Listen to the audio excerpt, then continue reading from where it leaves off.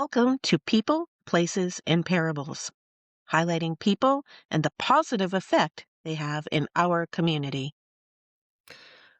Welcome to People, Places, and Parables. My name is Christopher. I'm your host. My blood type is B positive, and that's my attitude for my podcast. Today, I am really excited. I have two gentlemen with me today. I have the mentor that we've been working with the SCORE program, which is the Service Corps of Retired Executives, Dennis Wint. We also have the chapter chair of the Northern Maine Chapter of SCORE, David Green. And the wonderful thing is, my little brain realized after I looked back at some emails that the Northern Maine chapter of the SCORE program won the chapter of the year for 2026 for the entire country. With that, I will turn it over to David. And David, could you tell our listeners out there what SCORE is all about? Yes, we are a national organization, some like 9,000 volunteers, part of the federal government's SBA organization. And we really have two things. We mentor small businesses and we do business training for small businesses. And we kind of stick to our lane. That's what we do, and we think we do it quite well. Um, as reflected in Chapter of the Year, it was a great honor, and it was also a great surprise to be Chapter of the Year, because the other finalists came from large metropolitan areas like Silicon Valley, Washington D.C., Seattle, Atlanta, and then Northern Maine. So we only have a dozen mentors here. We're a very rural area. And so, as I said, we were surprised and very happy that we must be doing something quite well. Well, that's one of the things I was going to ask you, some of the numbers of how many mentors and so forth. But I assume from the judging criteria that they must have been looking at quality for something like that. If you're not talking about a lot of mentors compared to some of the other ones. Yeah, because we have we've got 14 mentors now. We had 12 at the time, and we're pretty spread out. I mean, with Northern Maine, the territory is 350 miles north to south, so we're pretty spread out. But I think the kind of secret sauce with us, Chris, is partnership. Um, I have no idea what's going on in Presque Isle or Caribou or Machias, and so we partner with the development corporations who are based there, and with the chambers of commerce. So it's all around partnership. But they know what's going on in their local area, and so we give them whatever they need, with our concept being, if we can make them successful and their clients successful, then we will be successful. So that really was it. A few years ago, we did a tour up to the county. I'd never been before. It's a beautiful place and wonderful people. That's right. So I'd never been before, and so we made all kinds of business connections, maintained those business connections, and it's partnership is really what it's all about.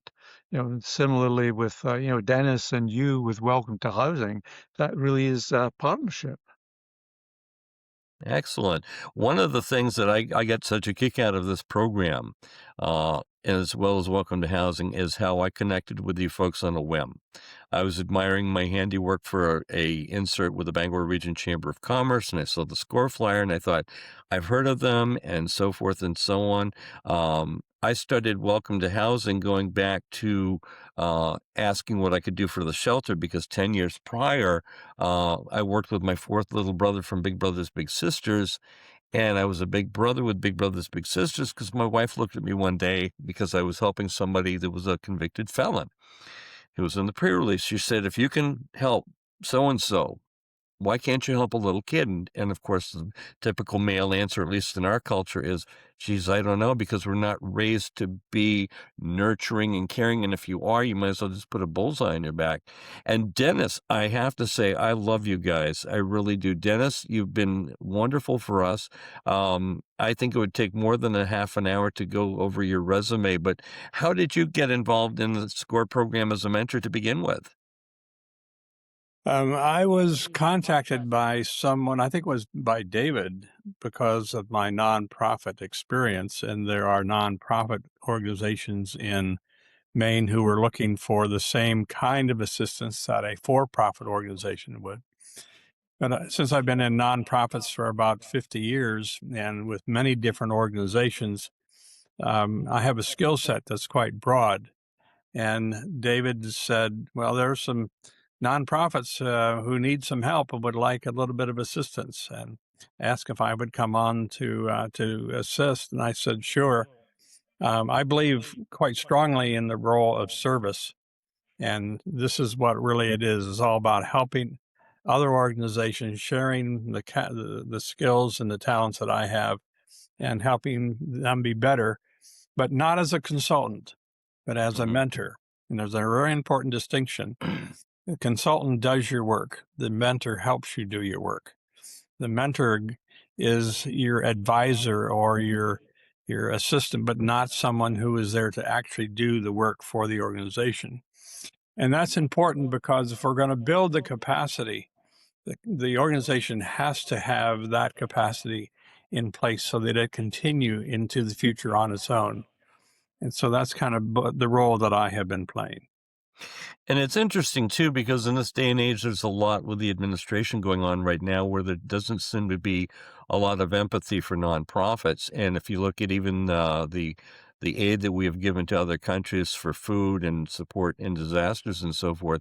But what I find fascinating is the whole idea of mentoring goes way back to Plato and Socrates and so many people. I was bullied as a kid, and because of that, my grades suffered. It confused people, including a couple of psychologists, couldn't understand why I wasn't getting good grades. But I discovered that if I found somebody that was really good at something and I befriended them and asked them to share their knowledge, it's incredible what you can learn. And this question goes out to both of you. If you are a nonprofit or a business out there and you're at the tipping point, like we were with Welcome to Housing, we grew organically about as far as we could. We needed to update our bylaws. We needed to get more focused and more organized. What would you say to a business or an organization out there that really probably could use help? I mean, what are some of the steps apart from contacting SCORE directly? David, you want to take it? Yeah. Well, I think, Chris, contacting, score.org and just describing what you need is it. And you can choose a mentor if you can browse through our resumes and choose a mentor, or our intake coordinator will match you with the person who has the skills. So in this case, um, I took on Welcome to Housing, but I checked in with Dennis and said, Dennis, could you partner with me in this? Because he's the expert in Northern Maine for nonprofits, and so we work together on that. But anytime you need a mentor, and the mentor can't help you, we will find someone within the SCORE network who will.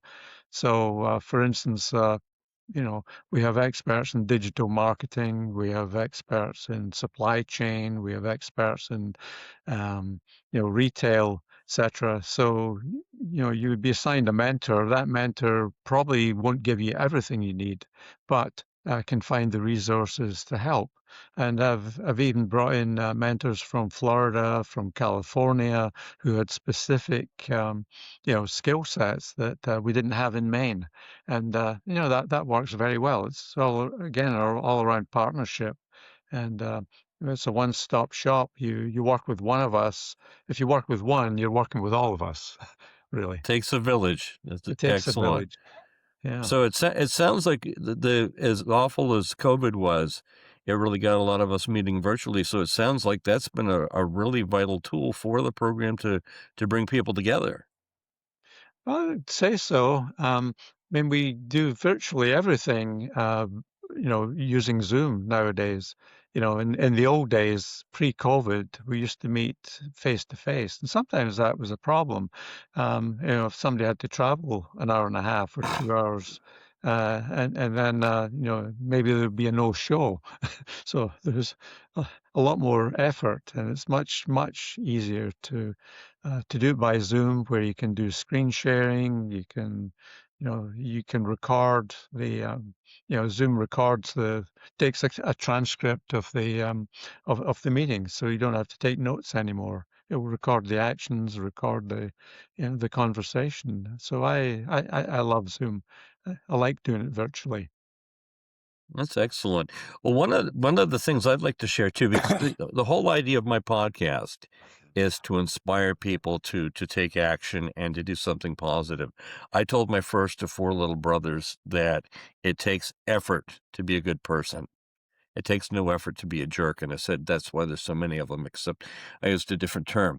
I've seen in a couple of community efforts, Capehart, which is the old Air Force housing, which is now lower income generally housing in Bangor.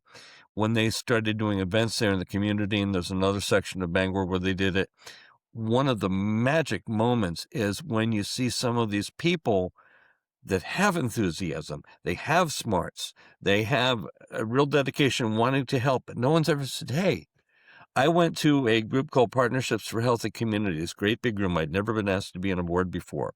One of the executives at Eastern Maine Healthcare looked at me one point, he pointed at me and he said, you've got a lot of good ideas. Would you like to be on the board? And on the inside, I'm doing cartwheels. I'd never been asked before. And what I would like to let people know out there, if you've got skills, if you've got passion, you've got a good heart, and you want to help, I'd love to be able to have these gentlemen help you learn how to go about the process. So if you're interested in becoming a mentor, what are some of the steps that you have to go through? Well, again, it's go to score.org. Score.org is the one-stop shop for everything, really. If you need a mentor, that's where you go and you ask for one. If you want to take some, some training programs, that's where you go and you can sign up. If you want to explore being a volunteer, that's where you go. So there's a lot of information there, like what it means to be a volunteer or a mentor, a day in the life. What it's all about, what you can expect to put in, what you can expect to get out. And then, you can sign up, say, yes, I'd like to be a volunteer. So there is a process, once you hit that send sign and say, yeah, I want to be a volunteer, there'll be a couple of interviews, one of which is always with the chapter chair of the district you're going into, and one with someone else who's in the interviewing team. So you go through the interview. If that goes well, then there's an onboarding process where you take some online training. You'll be matched up with a mentor, for probably 3 different mentors for 3 different sessions with clients. And to start off, you observe in the first one. By the time you're at the end, you're a co-mentor, if you like. And then after 3 sessions, you kind of on your own then. And for the first couple, some people like to say, "Okay, I'd like someone to sit with me and give me feedback on this." So there's a pretty robust onboarding process to become a certified mentor. So it's consistent, it's good. You'll learn everything you need to know about being a mentor, everything you need to know about SCORE, the kind of local thing about the our CRM system, our website, everything it's all there in the training. You're assigned a buddy coach who will be kind of sitting with you for the first couple of months. So you're not just thrown into the fray and hoping No. for the best. I think what you're talking about too really demonstrates there's a great book that Stephen Covey wrote years ago. As a matter of fact, one of his sons, I've got the newer edition because I have a tendency to get these great books, start reading them, and I'll loan it to somebody, never to be seen again. But I love what he said. In our society, we're brought up to be like the Clint Eastwood character, be rugged and independent. But he said, in actuality, people are wired to be interdependent. There's a great episode of MASH years ago where 2 surgeons were fighting over who actually saved the general's son. And the colonel stopped them and said, well, first of all, there's a combat medic there's a helicopter pilot, there's the ambulance driver, there's the anesthesiologist, there's a nurse, all these different people along the chain. And if one of them dropped the ball, that general's son might have a toe tag on him. And Dennis, I want to touch base with you too. And I'm keeping an eye on the time, David. I'm so thrilled that we received the Excellence Award, and I have to thank David for that, because we were so involved in writing grants and everything else that it's like, oh my gosh, what am I going to do? And David said, here, send me the information. We'll put it together, and it came out beautifully. But Dennis, tell us a little bit about how you feel about us winning the Excellence Award for SCORE. What is so extraordinarily about Welcome is both, Chris, your leadership, but Thank that you. it is 100% volunteer organization.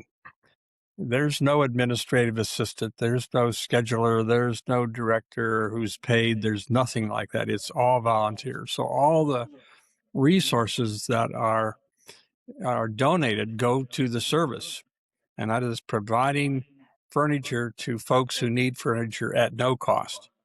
That's an extraordinary mission. And it's at that level where you say it's easy to understand and it's easy to participate because it's so clear. There's no nonsense going on. And that's when David contacted me and said, they're looking for a mentor. Can we work together? I said, sure, we'll take a look at this. And what you asked me to do initially was to upgrade your bylaws. And the bylaws were fine, but they were a little bit messy, shall we say. There was some inconsistency. So we went through that process. And now you've asked me to do some strategic planning with you. And what's so great is the people who are there, their deep commitment to this, and how they spend hours in the service of the organization. And that's pretty inspiring. And that's a story that can be told to others, and also, whether they are volunteering their time or volunteering and providing their treasury. I appreciate your kind words, and that's one of the things that my wife always reminds me when somebody shares a compliment, that it's something they don't have to say, and that's deeply appreciated. And I think as far as Welcome to Housing goes, it's important to me because it's my baby. And I'll tell you, it goes back to a whim. When Dennis Marble called me in after we raised $7,300, we mailed out 300 letters back when I turned 40, and my fourth little. I'm really proud of him. He's extremely smart. To give you, we get a quick second, I'll tell you the parable about him. He called me up one day and he said, "Oh, I've been working in a chat room with the Army Corps of Engineers," and this was when he was still a civilian. And he said they're working on a bullet-resistant tent. And I said, that's fascinating. It goes, yeah, carbon fiber, Kevlar. I knew Kevlar because I'm a drummer. Names off a couple of other things I've never heard of. Then the other shoe drops. He says, yes, there was a soldier carrying a prototype, like a backpack on his back, and he got shot by a sniper and he lived. That was amazing. What was amazing is my first visit with my little. He has ADHD. He's like a Lamborghini engine in a Yugo. He is just absolutely brilliant. It's amazing he stays on the road. I'm so proud of him. But when we first had our visit, his mother had to save his meds for Monday. So on the Sunday, I'm taking him to a bowling alley with the large 10-pin balls. He can't fit his hands into the little ones that he can lift, and the ones that he can fit his fingers into way too much. And we started from one end of the alley going towards the other end of the alley. I was waiting for him to grab a ball out of somebody's hands. It's like having a little surly drunk. And then to flash forward and to see this young man, because of mentoring, not just because of me, but all the experiences we've had, become a really productive person. He got his trolley on the tracks. And his mother, who was a counselor, some of her friends were saying, oh, you spend too much time with your son, blah, blah, blah.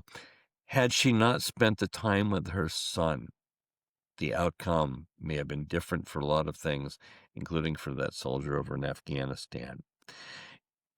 As far as our time goes, I know that we normally have a half an hour, but I want to respect your time, David. I know you have another appointment. For the listeners out there, we got a little funky monkey start here because yours truly is still learning this software. What are some of the other things that are coming up for SCORE in the future? And what are some of the things that you'd like to see? For instance, what type of business or what type of organization do you think that you'd like to see come across the table and perhaps jump on board to help? Well, I'd like to see more like Welcome to Housing. Dennis gave a good overview of how he was helping and the fact that it's a volunteer-run organization and 100% of proceeds go to the mission. I would like to say that part of the reason you got the Success Award was, not because of the infrastructure and the background, but because of the results you got. Helping thousands of individuals and families per year is phenomenal. Saving, tens of tons every year of furniture that might have gone to the landfill and kind of redirecting that. Um, y- your your solar powered roof on your warehouse is phenomenally pretty green. So and the number of volunteers that you have, not just your board and your committees who are doing things, but getting students from Husson University, from the University of Maine system, from houses of worship, etc. You've got phenomenal infrastructure going to help your mission. And I have to say, Chris, some of it is your enthusiasm that brings people along as well. So I your leadership has made a difference here. I appreciate that, especially if I turn up the right volume control here on my mic. And what's fascinating too about the University of Maine and Husson and the young people out there, we're always looking to get people involved, and it has to be a continuum. I've seen some nonprofits struggle. There's a great service organization. I'm not going to mention the name, but they've had a tough time recruiting new people, and a lot of their members are in their late 70s, early 80s, and they've been around forever. That group originally came out of the original service group that I was in years ago, but we dwindled down to about 6 people doing just about everything. But the positive effect, and one of the things that Dennis brought up that I still get a kick out of, is the fact that, Dennis, you brought up the fact that how much we can get done with volunteers that if we had to do it with paid staff. And I knew that in the back of my mind, but hearing you say it made me go, oh my gosh, you're right. Excellent. Well, I know you have a meeting coming up, David, but are there any other parting words that you'd like to share with our listeners today? I think that, there's a lot of interest in nonprofits, and between David and myself, we can help with that. I do caution some nonprofits, though, or people thinking to start a nonprofit, as there's somehow lots of money to be had if I just had a nonprofit. That is not the case. In the No, it's state of not. Maine, there are 11,200 nonprofits. There are 8,200 501c3s. I mean, it's extraordinary number that are out there. So when folks come to me, say, we want to start a nonprofit, the first question is, tell me your mission. Mhm. Tell me why this is important. Are there other organizations that are doing the same work that you would like to do? That's kind of the start. There's a whole series after that, but those are the first 3 questions. So they're encouraged to come, but also saying there is a real discipline in terms of actually starting and operating a nonprofit. It's not any different than a for-profit corporation, except the tax laws are different. The money that you make goes to the organization. What you own goes to the organization. It is not privately held. And so that's kind of the messages that I take forward when I talk with someone who wants to start a new nonprofit. I appreciate that. Yeah. And David, again, thank you for your time with putting that application together. And I'm going to leave you with closing words. Okay. Well, I look forward to seeing you down in Freeport.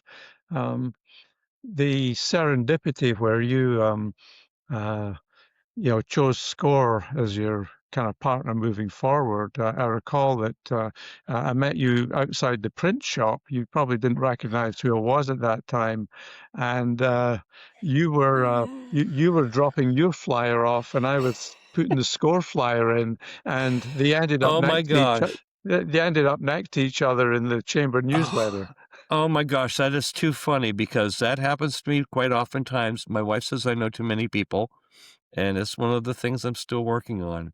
But gentlemen, from the bottom of my heart, I love you and thank you for what you do. And I'm going to end this right now, but hold on for just one moment. And we're lining up another bunch of interviews, but I'm really looking forward to airing this one.